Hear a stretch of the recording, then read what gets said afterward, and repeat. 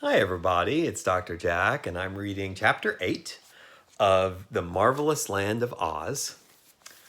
And when we left everybody, Jack Pumpkinhead had just entered the Emerald City, and Tip is somewhere back behind him. So we'll see what happens next. And they're planning to take Jack Pumpkinhead to meet His Majesty the Scarecrow. I suppose every reader of this book knows what a scarecrow is, but Jack Pumpkinhead, never having seen such a creation, was more surprised at meeting the remarkable king of the Emerald City than by any other one experience of his brief life. His Majesty the Scarecrow was dressed in a suit of faded blue clothes, and his head was merely a small sack stuffed with straw upon which eyes, ears, a nose, and a mouth had been rudely painted to represent a face. The clothes were also stuffed with straw, and that so unevenly or carelessly that His Majesty's legs and arms seemed more bumpy than was necessary. Upon his hands were gloves with long fingers, and these were padded with cotton. Wisps of straw stuck out from the monarch's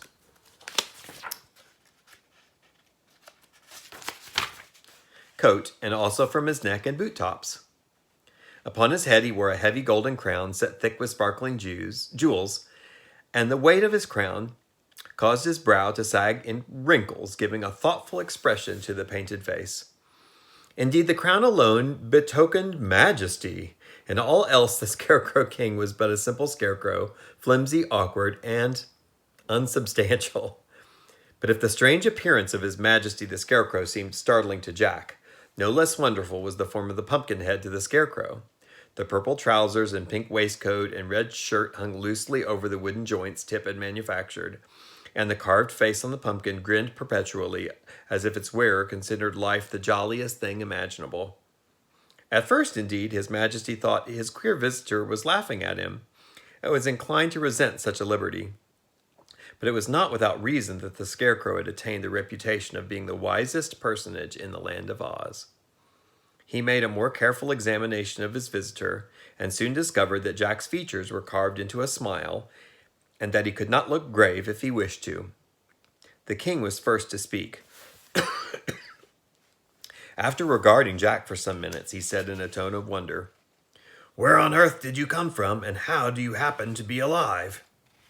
"I beg your Majesty's pardon," returned the Pumpkinhead, "but I do not understand you." "What don't you understand?" asked the Scarecrow.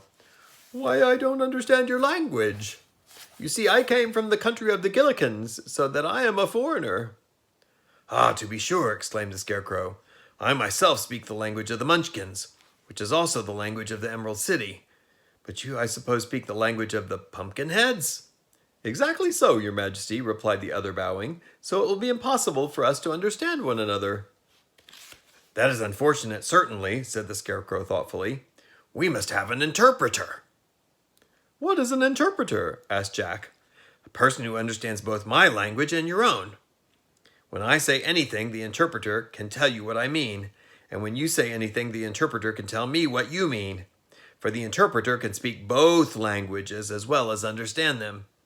"That is certainly clever," said Jack, greatly pleased at finding so simple a way out of the difficulty. So the Scarecrow commanded the soldier with the green whiskers to search among his people until he found one who understood the language of the Gillikins as well as the language of the Emerald City, and to bring the person to him at once. When the soldier had departed, the Scarecrow said, "Won't you take a chair while we are waiting?"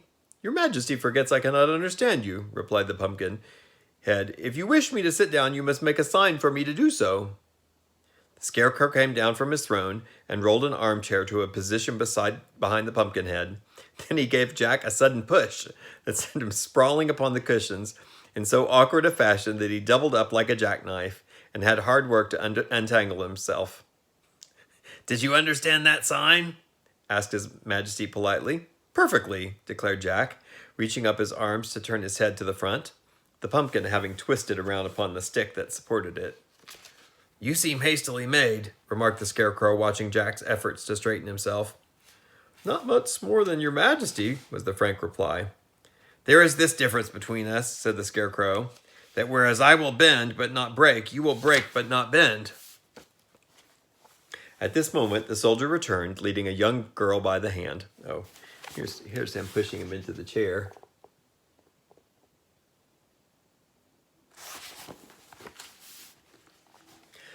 The soldier returned, leading a young girl by the hand. She seemed very sweet and modest, having a pretty face and a beautiful green eyes and hair. A dainty green silk skirt reached to her knees, showing silk stockings embroidered with pea pods and green satin slippers, with bunches of lettuce for decorations instead of bows or buckles.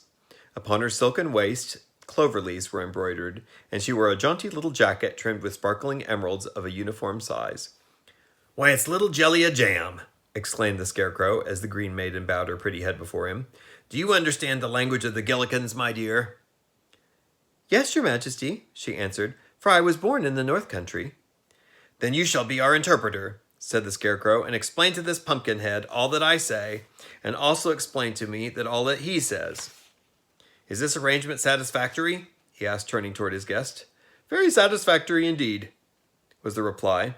"Then ask him to begin with," resumed the Scarecrow, turning to Jellia. "What brought him to the Emerald City?" Instead of this, the girl who had been staring at Jack said to him, "You are certainly a wonderful creature. Who made you?" "A boy named Tip," answered Jack. "What does he say?" inquired the Scarecrow. "My ears must have deceived me. What did he say?" "He says that your Majesty's brains seem to have come loose," replied the girl demurely.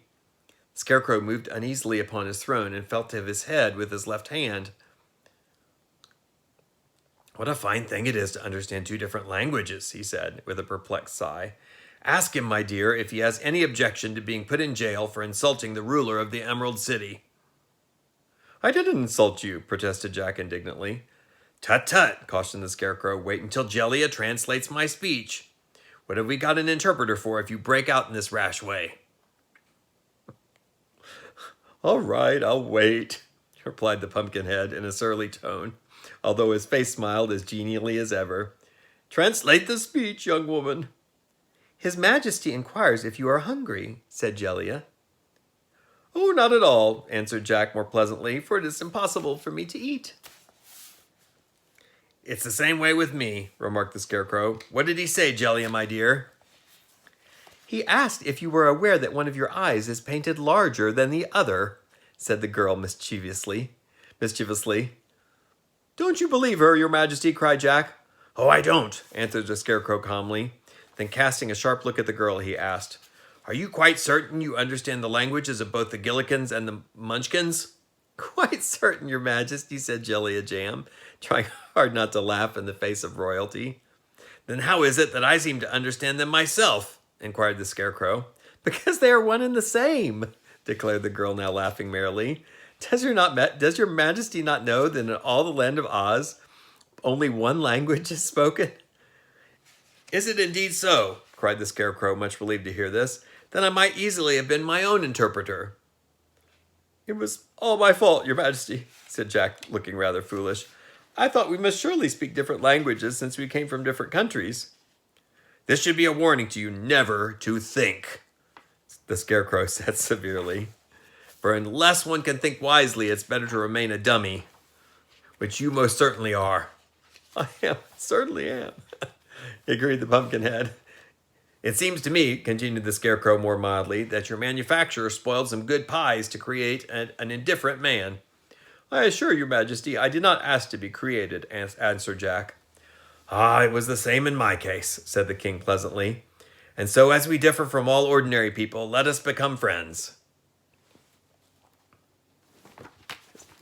As them talking and with Jellia Jam. If you look at the Scarecrow's head, it's almost smashed flat by that heavy crown.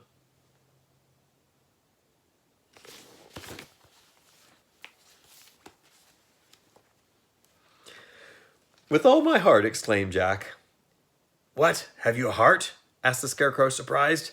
"No, that was only imaginative, I might say, a figure of speech," said the other.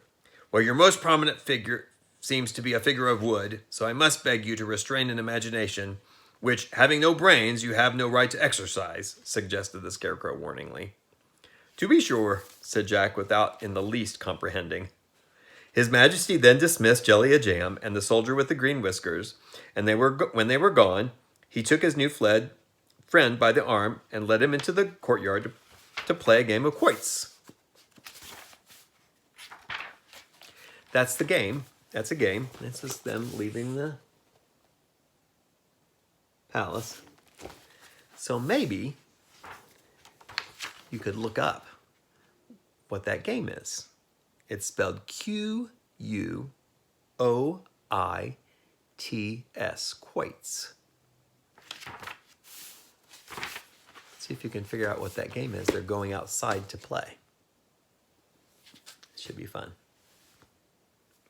That's the end of chapter 8, and I'll see you tomorrow.